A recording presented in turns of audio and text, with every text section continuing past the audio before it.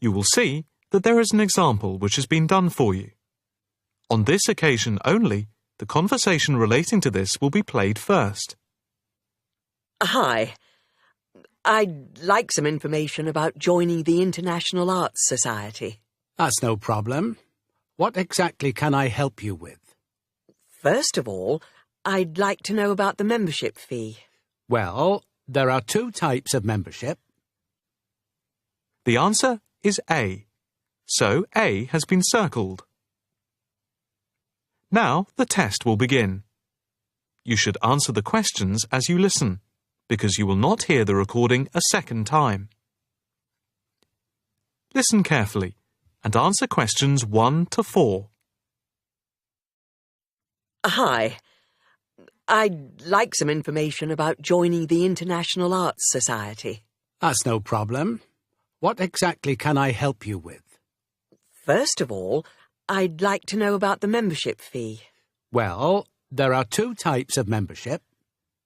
Can you tell me what they are? First, there is lifetime membership, which means that you can have access to all the facilities at the Society itself and all exhibitions.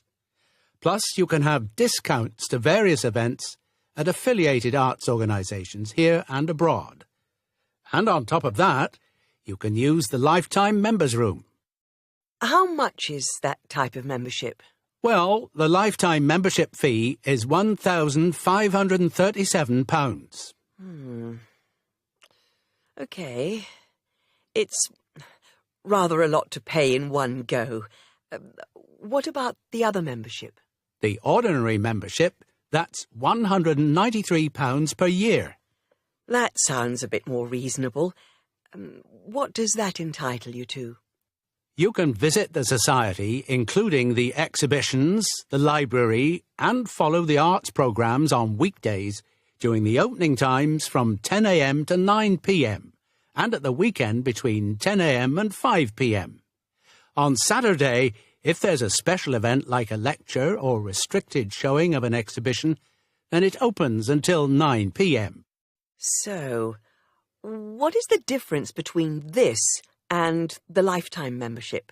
In the long run, you save money, as you're making a one-off payment.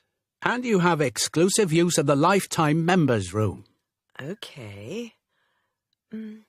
What arts programmes do you run?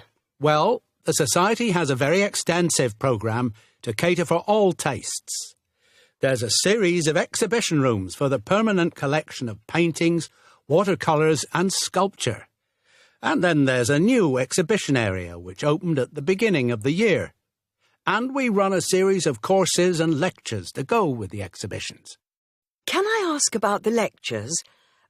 What is scheduled for this year? The latest list is in this leaflet. Oh, yes. That looks very good. Are all the exhibitions, etc., free if I join? Yes, everything is free. That's fair enough. I think in that case I'll join. Before you hear the rest of the conversation, you have some time to look at questions 5 to 10.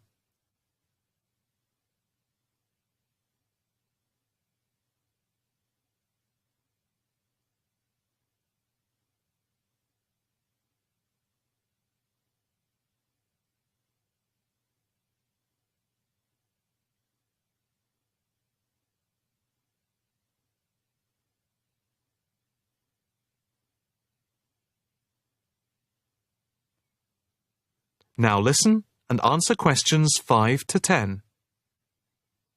I just need to take your name, address and telephone number. First, your name. Margaret Rochester. I take it that's R-O-C-H-E-S-T-E-R? Yes, that's it. And the address? It's 55 Stone Avenue. OK. Avenue. And the postcode?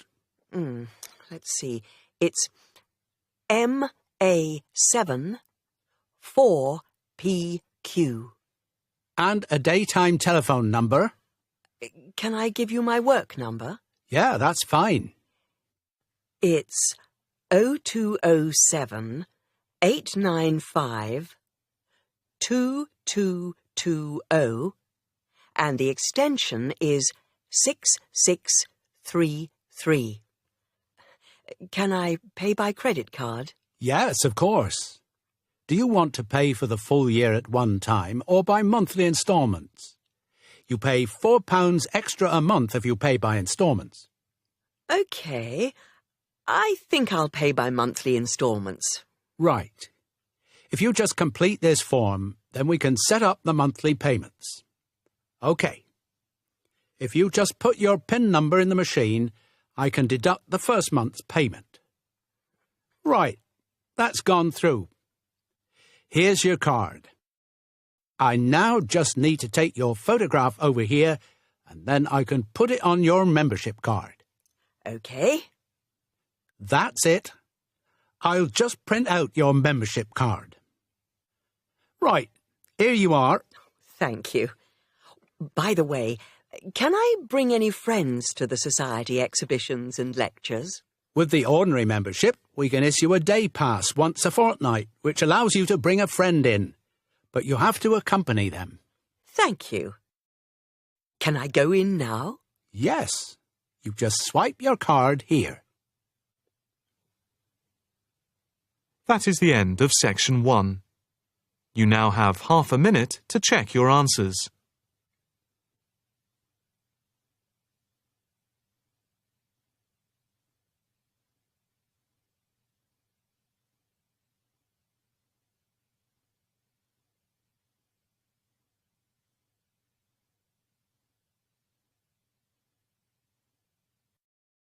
Listening Practice Section 2.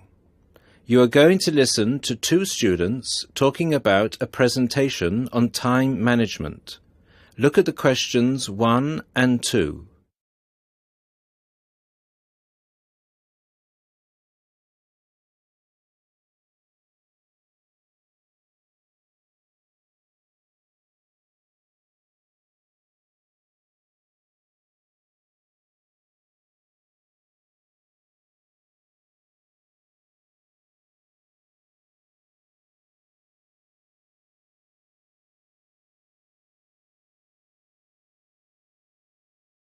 Now listen to the first part of the conversation and answer questions 1 and 2. Hi, Mark. What are you doing? Hi, Lucy.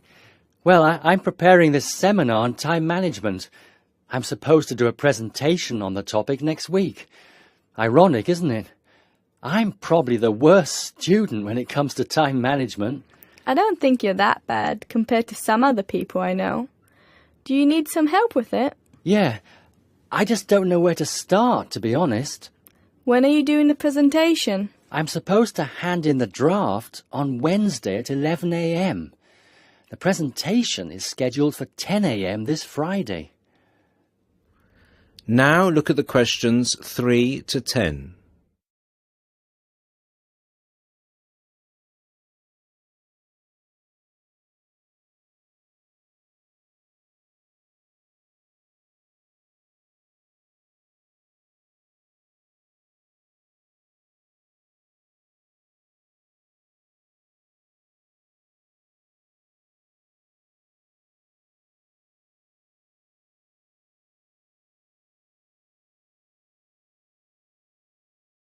As the conversation continues, complete questions 3 to 10.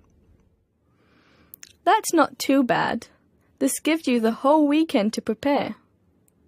Let's brainstorm some ideas, shall we? Do you want to get a pen and paper to jot down some thoughts? I think you should start with a broad general statement. For example, I read somewhere that organizing time is a skill like learning to drive or tying your shoelaces. Then you could move on to discussing the common problems people have with managing time. That's not a bad idea. One of the common problems is putting things off. Yeah, you could also mention some common signs of this symptom, such as last-minute holiday shopping, putting off visits to the doctors or the dentist. Another problem is relying too much on your memory and not writing things down. Do you mean not keeping a diary or a planner to plan the tasks? That's right. For example, writing down what I need to do in a diary or planner helps me remember what I need to do and makes me more focused on the tasks for the day. Good idea. That reminds me of something I've been meaning to do for a while now. Anyway, I should also include some advice on how to deal with the problem, shouldn't I? Sure, you can talk about some ways of stopping procrastination. I guess making a to-do list can help one focus on what needs to be done. Definitely. Another way to deal with the problem is to prioritize and do the hardest job first, the one which requires the most effort and concentration. Also, my tutor recommended that I should break big projects into small parts with a specific goal. Having an action plan has worked for me. I usually make a list of small tasks I need to do to achieve a goal. Sometimes I just don't feel like getting down to work because a task seems too overwhelming for me to even think about. This technique helps me reduce psychological pressure if I think of a project as a set of easily achievable tasks. Don't you think? I know what you mean. I often feel like that myself with the statistics project I've been doing this term. I'm well behind, and the deadline is next week. I think setting deadlines and sticking to them can help one to achieve goals. You can discuss this aspect in your presentation too. A good point. Setting deadlines can also help one become more realistic about the time it takes to do tasks. Another point you could include is how to deal with interruptions. Okay, I guess blocking in time to handle unpredictable interruptions can help one stay focused. Not just that, some interruptions, such as phone calls, can be easily avoided by using answering machines, for example. Saying no, which is one of the most useful words in English, is also very effective. It can be tough sometimes, but you've got to learn to say it nicely but firmly. I think you've got enough ideas here to start with. Definitely. Thanks a lot for your help. I just need to type the ideas up, and I think I'm all set. Do you think you can lend me your laptop for a couple of hours? I'm afraid I can't. I've got to finish my own project. Never mind. I'll use one at the library. You certainly know how to say no. Learned it the hard way. Got to go now. Good luck with the presentation. Cheers. See you later.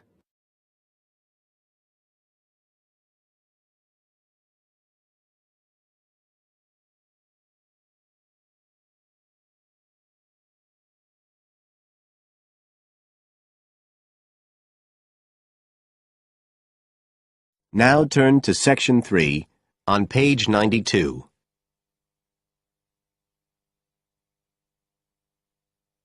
Section 3. You will hear two students, Sharon and Zhao Li, talking to their tutor about a presentation they gave the previous week.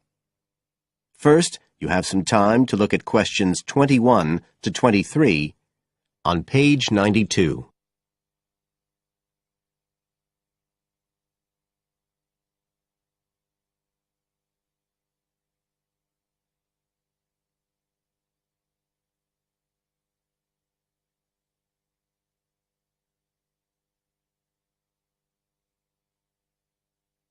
Now listen carefully and answer questions 21 to 23. So, Sharon and Zhao Li, in your presentation last week, you were talking about the digital divide, the gap between those who can effectively use communication tools, such as the internet, and those who can't. And you compared the situation here in Northern Ireland with Southeast China. Right. So, I asked you to do some self-evaluation, watching the video of your presentation and thinking about the three main criteria you're assessed by: content, structure and technique.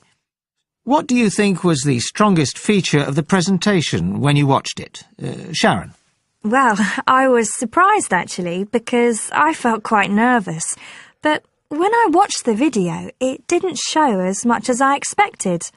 So which of the criteria would that come under? Confidence? That's not actually one of the criteria as such. Zhao Li? Technique? It's body language and eye contact, isn't it? Well, I didn't think I looked all that confident, but I think that our technique was generally good, like the way we designed and used the PowerPoint slides. So, you both feel happiest about that side of the presentation? Yeah. OK, now on the negative side, what would you change if you could do it again? Well, at first I'd thought that the introduction was going to be the problem, but actually I think that was okay.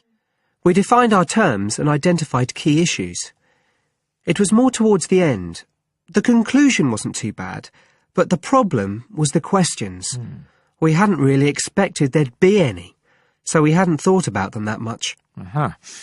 OK, anything else?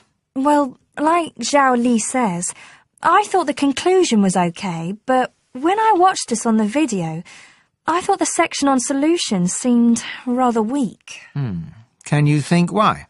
Well, we explained what people are doing about the digital divide in China and Northern Ireland, but I suppose we didn't really evaluate any of the projects or ideas. It was just a list, and that was what people were asking us about at the end mostly.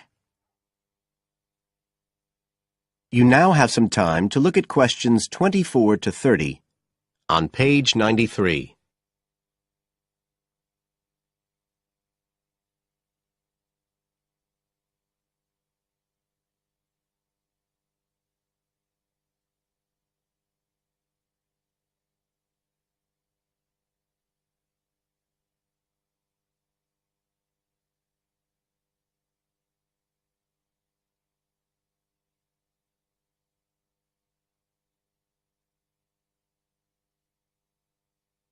Now listen and answer questions 24 to 30. OK.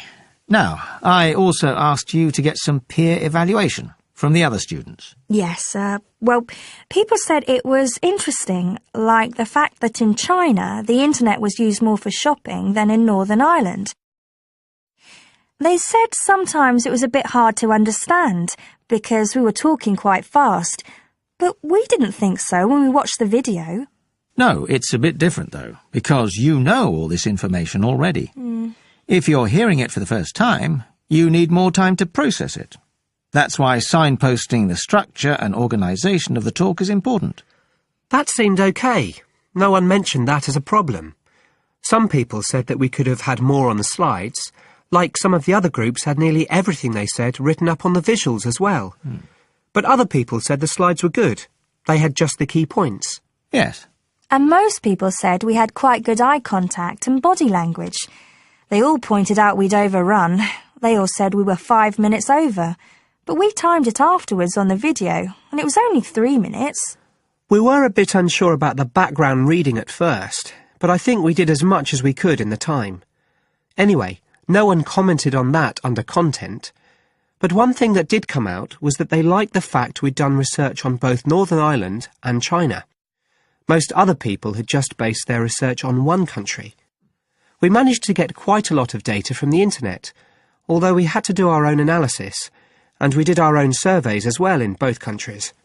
So the class gave us best feedback for content, but it was all okay. Right. Well, that's quite similar to the feedback I'm giving you. I was very impressed by the amount of work you'd done and by your research methodology. So, actually, I'm giving you full marks for content. 5. The structure of the presentation was good, but not quite as good as the content. So, I gave that 4. And the same for technique. So, well done. Thank you. Now, the next stage is to write up your report. So, just a few pointers for you here. First of all, in your presentation, I think your ending was rather abrupt. You suddenly just stopped talking. Yeah. It wasn't a big problem, but think about your closing sentences in your report. You want to round it off well. One thing I forgot to mention earlier was that I felt a very strong point was that after you'd given your results, you explained their limitations. The fact that we didn't have a very reliable sample in terms of age in China. Yes, that section. so don't forget to include that. And you had some excellent charts and diagrams, but maybe you could flesh out the literature review a bit. I can give you some ideas for that later on if you want. OK, is there anything else you want to ask? No, thank you. Thanks. That is the end of Section 3. You now have half a minute to check your answers.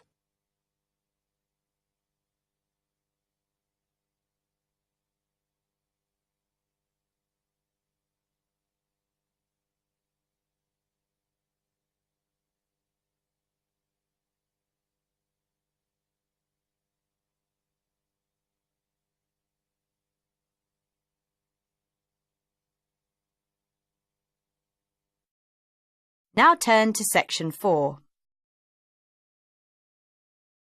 Section 4. In this section, you are going to hear a lecture.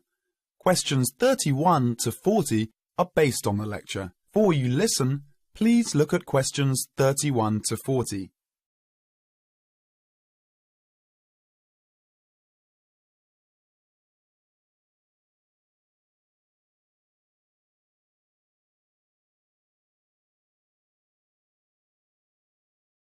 Now listen to the lecture and answer questions 31 to 40.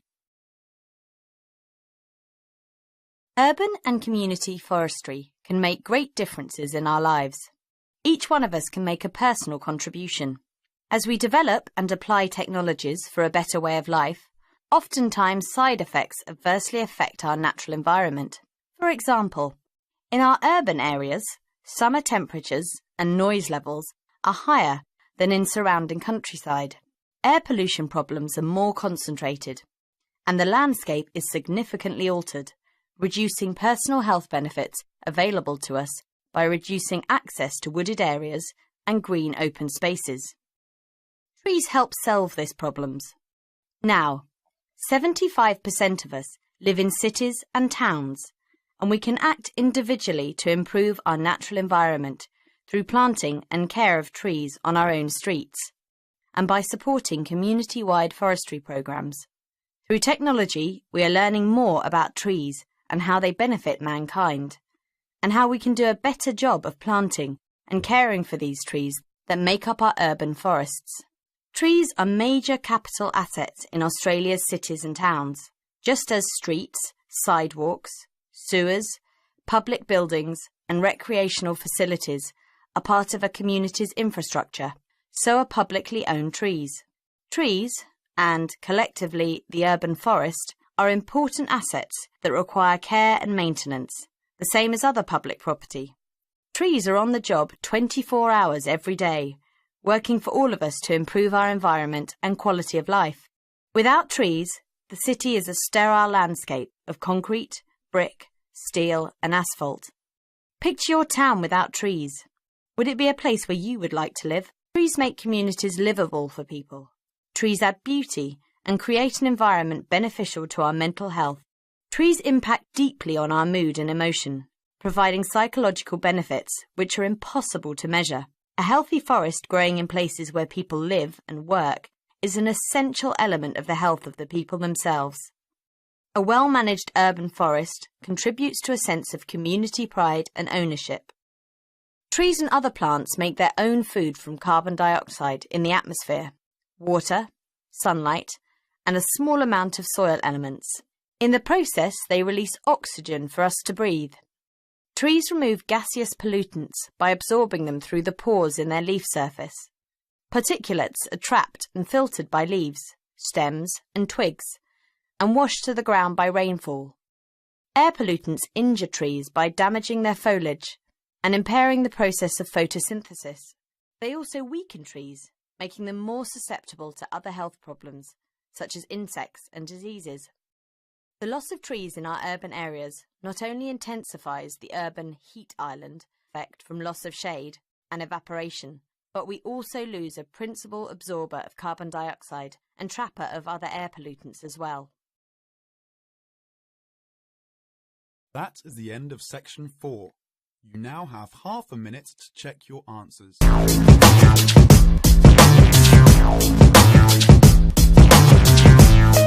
Paperyou.